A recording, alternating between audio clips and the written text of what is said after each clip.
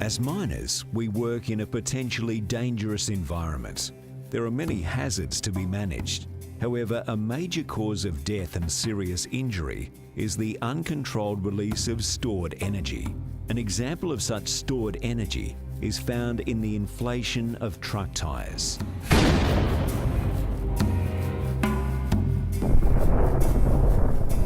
Today, we are presenting an accident scenario that is based on an event that occurred on the 9th of February 2004 at the Century Zinc Mine at Lawn Hill. This presentation is not meant to cause distress to any family, workmates or friends of people who have been injured or killed in this type of accident. In particular, we respectfully remember that Peter Marshall lost his life in the incident we are examining today. However, we also remember that others have been seriously injured and killed in similar incidents. As an industry that strives to ensure that every worker goes home safely every day, we need to understand the incidents that have occurred, why they happened, and most importantly, what we need to do to ensure they don't happen again. So, one of our primary aims today is to assist in the learning process. The other purpose of today's exercise is to provide an opportunity for a rescue demonstration around a tyre-related incident. However, we want to do that safely. To achieve an acceptable level of risk for today's demonstration, we have scaled things down. So instead of using wheels from a 630E truck, we're using tyres from a smaller vehicle. This demonstration will involve two teams, one from metalliferous mining and one from coal mining. To add another dimension, the two teams' performances will be compared and a trophy awarded to the team that is judged to have responded most effectively. It must be emphasized that this is not a race. It is not about speed, but the effectiveness of the response. These types of demonstration scenarios are important to those involved in mines rescue, because as well as working to prevent accidents, industry also strives to improve the incident response. Because while we never want to hear the following radio call again, first responders must be ready if we do.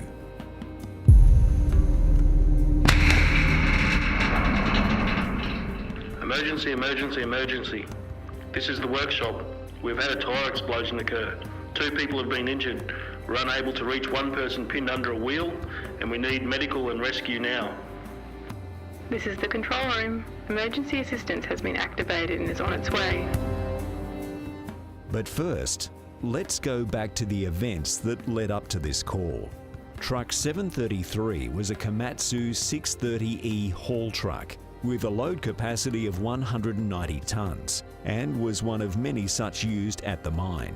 On the 9th of February 2004, the truck was in the workshop having one of its 2 right rear wheels changed.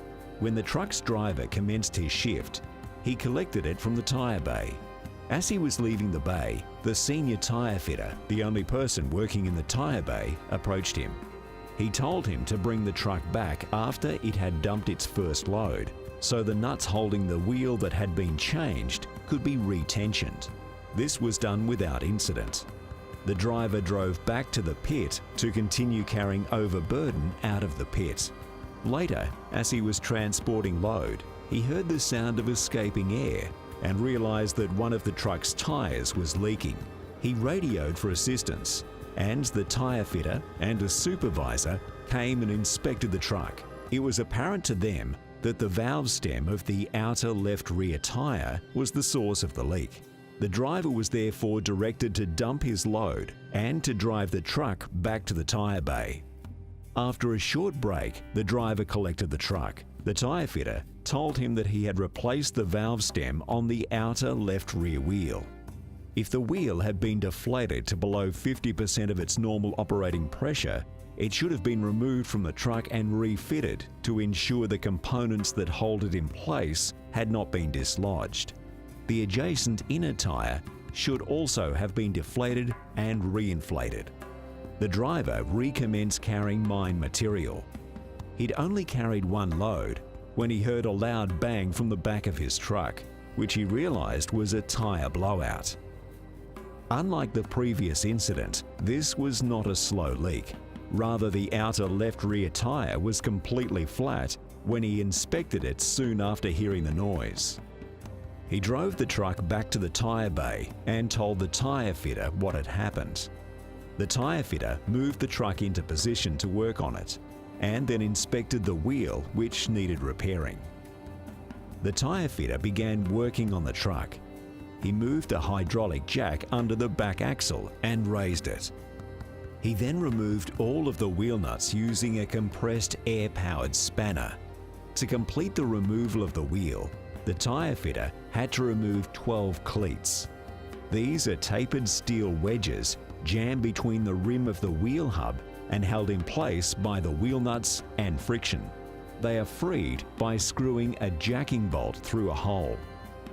As the tyre fitter commenced removing the first cleat, there was an explosion, and the wheel he was working on was propelled out away from the truck at great speed. The tyre fitter was within an arm's length of it and in its direct line of travel. He was driven by it across the tyre bay apron until the wheel stopped approximately 13 meters from the truck. The truck driver was also impacted by the explosion. He was knocked to the ground and suffered severe facial injuries. However, he did not lose consciousness, and after picking himself up, he immediately looked for the tyre fitter. He saw that the tyre fitter was under the wheel. Some of the weight of the wheel was supported by a trolley that the tyre fitter had been using, and which must also have been swept away by the explosion. The tyre fitter's left leg and left wrist were pinned against the ground by the wheel. He was face down, and his head, torso, and other limbs confined in the space within the center of the rim. Other workers rushed to the scene. After reviewing the detailed evidence describing the efforts of those that had worked to save Peter Marshall, the coroner found that they did all that could reasonably be expected of them. It took about an hour to free him. The emergency response team had not trained for this particular event. It was a difficult extraction with potential further danger to both the trapped man and those rendering first aid. In the end, they did the best they could. So remember, as our two rescue teams reenact the rescue and extraction, this is not in the heat of the moment, and they have had time to consider their options. And also, as advised at the start, we have scaled it down to perform the extraction on a stage in an artificial setting safely. Other details have also been altered. Again, we want to emphasize that no blame is laid on the original rescue teams or on anyone involved in the incident.